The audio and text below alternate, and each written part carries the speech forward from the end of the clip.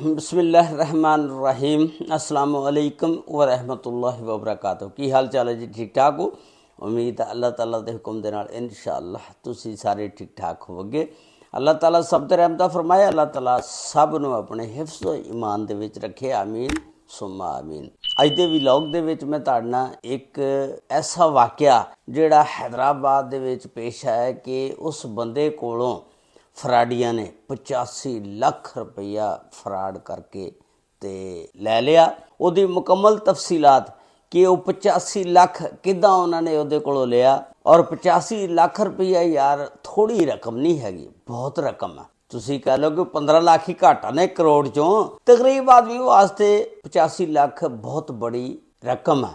तो लेकिन जिहड़ा ये बंदा सी ये तो अमीर ही होएगा ना जिहदे कोलों खोया 85 ਲੱਖ रुपया लै गए हथिया के। फराडिए भी अजीब किस्म दे आ।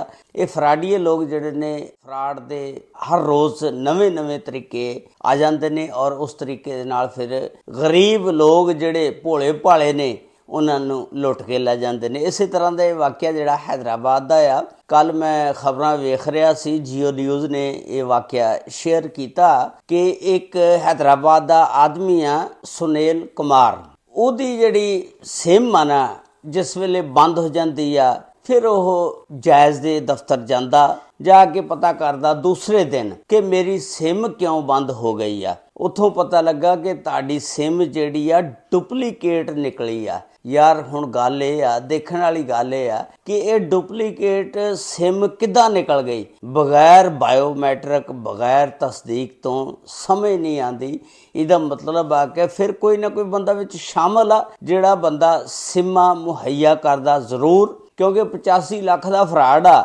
उस बंदे ने हो सकता उस बंदे ने कहा हो जिन्हें सिम दी भी 10 ਲੱਖ तेरा या 20 तेरा या दो अद तू सिम दे। उन्होंने सिम कढ़वा ली डुप्लीकेट। वो सिम जो डुप्लीकेट आ फिर उन्होंने किसी मोबाइल दे विच पा के ते जिस वेले चलाई ते उस सिम दे उत्ते सारा कुछ बायोडेटा सी। फिर उन्हां फराडियां ने बैंक ट्रांजैक्शन दे विचों 85 ਲੱਖ रुपया करके ते कढ़ा लिया। ये 100 दफ़ा ट्रांजैक्शन जिहड़ी हुई ते 85 ਲੱਖ रुपया सुनील कुमार दा कढ़ा लिया। और शहरी जिस वेले अपने दफ्तर जाके चैक करके ते पता लग्या सिम इस वजह नाल बंद हुई कि डुप्लीकेट सिम निकल गई, तुहाडी पहली सिम जिहड़ी आ बंद हो गई। फिर उस बंदे ने एक अदालत दे विच केस दायर किया और केस दे नाल फिर ये सारे सबूत लाए ते फिर अदालत हुण इस दी तहकीकात करेगी कि इहदे विच कौन कौन मुलव्वस आ और 85 ਲੱਖ रुपया किदां निकल गया। ज़ाहिर 85 ਲੱਖ रुपया कढ़ने वाला कोई एक बंदा नहीं होना, कोई नाल 2-3 शामिल होने ने, उन्होंने काफ़ी हिस्सा आ जाएगा जो 85 ਲੱਖ रुपया वंडिया। तो लेकिन डुप्लीकेट सिम निकलना बगैर बंदे तो, एक बंदा भी है नहीं, उसकी बायोमैट्रिक भी नहीं है, तो बंदा खुद भी नहीं कढ़ा रहा, किवें निकल गई, एक सवालिया निशान आ सोचण वास्ते। जायज़ वालियां नूं भी चाहिए कि एक किदां निकल गई या जिहड़ी भी सिम सी उन्हां दे कोल कोई भी कंपनी सी ते इस दे विच जो भी बंदा मुलव्वस पाया गया उन्होंने सज़ा होनी चाहिए आ। इस तरह के फराड के वाक़यात बहुत ज़्यादा होंदे ने। हुण बहुत सारियां ऐपां चल रही जी, लोन लै लो लोन लै लो। देखो अगर तुसी लोन लेना चाहते हो करज़ा तो सिर्फ बैंक कोलों लवो। आ जिहड़ी प्राइवेट कंपनियां जिहड़ियां कई ऐपां ने दे रही लोन, वो शनाख्ती कार्ड नंबर लै लैंदी आ, बिजली दे बिल लै लैंदी आ, गैस दे बिल लै लैंदी आ, उस तो बाद फिर वो फराड करदी आ। इस तरह की कोई भी ऐप ते ना जावो, बल्कि बैंक तो अलावा अगर कोई भी ऐप तुहानूं इहो जिहा काम दसदी आ, वो सब फराड आ, झूठ आ। आ साडे पाकिस्तान के भोले भाले जिहड़े लोग ने ना, ये इन्हां गल्लां नूं नहीं सोचदे हैगे। हमेशा बंदा उदों मरदा जदों लालच दे विच आ जांदा। इसे तरह का एक वाक़या मैं तुहानूं सुणाउण लगा। डॉक्टर निगत शकील आ, MQM दी MNA आ, एक मखसूस सीट तो इलैक्शन लड़ के आई सी ते उन्हां दे नाल भी 15 ਲੱਖ का फराड हो गया। तो तुसी देखो, हालांकि वह वजीर पार्लीमानी सैकटरी आ साइंस एंड टैक्नोलॉजी दी, ਜਿਹੜਾ ਬੰਦਾ ਸਾਇੰਸ ਐਂਡ ਟੈਕਨੋਲੋਜੀ ਦਾ ਪਾਰਲੀਮਾਨੀ ਸੈਕਟਰੀ ਹੋਵੇ ਉਹਦੇ ਨਾਲ ਵੀ ਫਰਾਡ ਹੋ ਜਵੇ ਤੇ ਵੈਸੇ ਹੈਰਾਨਗੀ ਵਾਲੀ ਗੱਲ ਨਹੀਂ। ਉਹਨਾਂ ਦੇ ਨਾਲ ਫਰਾਡ 15 ਲੱਖ ਰੁਪਏ ਦਾ ਹੋਇਆ। ਉਹ ਦੱਸਦੀਆਂ ਨੇ ਕਿ ਇਤਵਾਰ ਵਾਲੇ ਦਿਨ ਫਰਾਡ ਹੋਇਆ ਸੀ, ਜਿਸ ਵੇਲੇ ਮੈਂ ਗਈ ਦਫ਼ਤਰ FIA ਦੇ ਸੋਮਵਾਰ ਨੂੰ ਮੇਰੀ ਮੀਟਿੰਗ ਸੀ, ਇਸਲਾਮਾਬਾਦ ਸੀ। ਮੈਂ FIA ਦੇ ਜਿਸ ਵੇਲੇ ਦਫ਼ਤਰ ਗਈ ਤੇ FIA ਦੇ ਅੱਗੇ ਇੱਕ ਸਿਕਿਉਰਟੀ ਵਾਲਾ ਖੜਾ ਸੀ ਤੇ ਉਸ ਸਿਕਿਉਰਟੀ ਗਾਰਡ ਨੂੰ ਮੈਂ ਕਿਹਾ ਕਿ ਮੈਂ DG ਨੂੰ ਮਿਲਣਾ ਜਾਂ ਜਿਹੜਾ ਵੀ FIA ਦਾ ਉਸ ਵੇਲੇ ਉੱਥੇ ਅਹਿਲਕਾਰ ਹੋਏਗਾ। ਉਹਨੇ ਗੇਟ ਹੀ ਨਹੀਂ ਖੋਲ੍ਹਿਆ। ਉਹਨੇ ਕਿਹਾ ਕਿ ਉਹ ਇੱਥੇ ਹਜੇ ਅਵੇਲੇਬਲ ਨਹੀਂ ਹੈਗੇ। ਤੇ ਉਹਨਾਂ ਨੇ ਕਿਹਾ ਕਿ ਮੈਂ ਆਪਣੀ ਸ਼ਨਾਖਤ ਵੀ ਕਰਾਈ ਕਿ ਮੈਂ MNA ਹਾਂ, ਲੇਕਿਨ ਉਸ ਬੰਦੇ ਨੇ ਕੋਈ ਗੱਲ ਨਾ ਸੁਣੀ ਤੇ ਕਹਿੰਦੀ ਮੈਂ ਵਾਪਸ ਆ ਗਈ।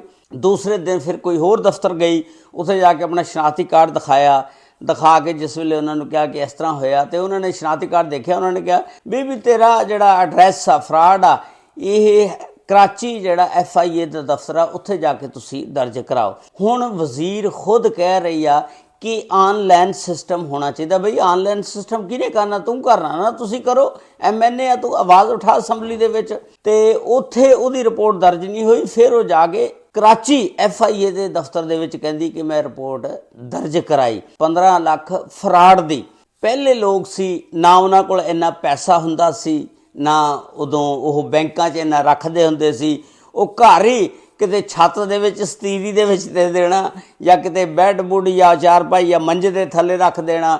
ਪੁਰਾਣੇ ਦੌਰ ਦੇ ਵਿੱਚ ਕਈ ਦਫਾ ਇਹ ਵੀ ਸੁਣਦੇ ਆਏ ਹਾਂ ਅਸੀਂ ਕਿ ਭੂਕਣੇ ਦੇ ਵਿੱਚ ਹਵਾ ਉਹ ਫੂਕਾ ਮਾਰਨ ਵਾਲਾ ਹੁੰਦਾ, ਉਹਦੇ ਵਿੱਚ ਤੁੰਨ ਕੇ ਰੱਖ ਦੇਣੇ। ਕੋਈ ਪੁਰਾਣੇ ਦੌਰ ਦੇ ਵਿੱਚ ਇਸ ਤਰ੍ਹਾਂ ਦਾ ਦੌਰ ਸੀ। ਉਦੋਂ ਫਰਾਡ ਵੀ ਨਹੀਂ ਸੀ ਇੰਨਾ ਹੈਗਾ। ਹੁਣ ਜਿੰਨਾ ਪੈਸਾ ਲੋਕਾਂ ਕੋਲ ਔਰ ਫਰਾਡ ਵੀ ਉਨਾ ਹੀ ਵੱਧ ਗਿਆ। ਮੁਖਤਲਿਫ ਮੈਸੇਜ ਆਉਂਦੇ ਨੇ ਫੇਸਬੁੱਕ ਦੇ ਉੱਤੇ। ਕੋਈ ਦੋਸਤ ਦੀ ਤਸਵੀਰ ਲਾ ਲੈਂਦਾ, ਉਹ ਕਹਿੰਦਾ ਜੀ ਹੈਲੋ ਕੀ ਹਾਲ ਚਾਲ ਆ, ਗੱਪਸ਼ਪ ਲਾਉਂਦਾ ਜੀ ਮੈਂ ਤੁਹਾਨੂੰ ਇੰਨੇ ਪੈਸੇ ਭੇਜ ਰਿਹਾ, ਤੁਸੀਂ ਆਪਣਾ ਮੈਨੂੰ ਬੈਂਕ ਅਕਾਊਂਟ ਨੰਬਰ ਦੇਵੋ, ਫਲਾਨਾ ਦੇਵੋ। ਅੱਛਾ ਮੈਂ ਕੱਲ੍ਹ ਨੂੰ ਤੁਹਾਨੂੰ ਭੇਜ ਦਾਂਗਾ, ਮੈਨੂੰ ਨਾਲ 5000 ਰੁਪਏ ਦੀ ਜ਼ਰੂਰਤ ਆ, ਉਹਦੇ ਵਿੱਚੋਂ ਤੁਸੀਂ 10 ਰੱਖ ਲੈਣਾ। ਯਾਨੀ ਮੁਖਤਲਿਫ ਕਿਸਮ ਦਾ ਚੱਕਰ ਦਿੰਦੇ ਨੇ।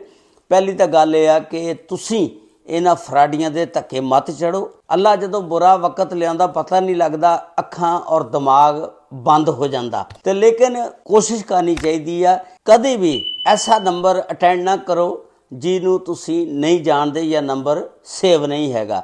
ਤੇ ਫਿਰ ਜਦੋਂ ਤੁਹਾਨੂੰ ਕਹੇ 1 ਦਬਾਓ, 2 ਦਬਾਓ, 3 ਦਬਾਓ, ਇਸ ਤਰ੍ਹਾਂ ਦੀਆਂ ਚੀਜ਼ਾਂ ਨਾ ਦਬਾਓ। ਤੇ ਉਸ ਤੋਂ ਇਲਾਵਾ ਅਗਰ ਕੋਈ ਬੰਦਾ ਤੁਹਾਨੂੰ ਕਿਸੇ ਦੋਸਤ ਭਰਾ ਜਾਂ ਮਾਮੂ ਚਾਚਾ ਬਣ ਕੇ ਕਹਿੰਦਾ, ਉਹਨੂੰ ਕਹਿ ਬਈ ਤੂੰ ਹੁਣ ਤਾਂ ਜਦੀਦ ਦੌਰ WhatsApp 'ਤੇ ਆ ਜਾ ਗੱਲ ਕਰ ਸਾਹਮਣੇ ਮੇਰੇ ਨਾਲ। ਤੇ ਜਦੋਂ ਤੁਸੀਂ ਗੱਲ ਕਰੋਗੇ ਉਹਦੇ ਨਾਲ ਸਾਹਮਣੇ WhatsApp 'ਤੇ ਤਸਵੀਰ ਸਾਹਮਣੇ ਆਏਗੀ, ਉਹ ਤੁਹਾਨੂੰ ਆਪੇ ਪਤਾ ਲੱਗ ਜਾਏਗਾ ਕਿ ਉਹ ਤੁਹਾਡੇ ਕੋਲੋਂ ਪੈਸੇ ਮੰਗਦਾ ਜਾਂ ਨਹੀਂ ਮੰਗਦਾ। ਤੇ ਇਹ ਫਰਾਡੀਏ ਜਿਹੜੇ ਨੇ ਨਾ, ਇਹਨਾਂ ਕੋ 101 ਤਰੀਕਾ ਫਰਾਡ ਕਰਨ ਦਾ। ਇਹ ਅੱਲਾਹ ਤਾਲਾ ਹੀ ਆ ਜੇ ਬਚਾ ਸਕੇ। ਅੱਲਾਹ ਤਾਲਾ ਸਭ ਨੂੰ ਆਪਣੇ ਹਿਫਜ਼ੋ ਮਾਨ 'ਚ ਰੱਖੇ। ਅਸਲਾਮੁ ਅਲੈਕੁਮ ਵ ਰਹਿਮਤੁல்லாਹਿ ਵ ਬਰਕਾਤੁਹੂ।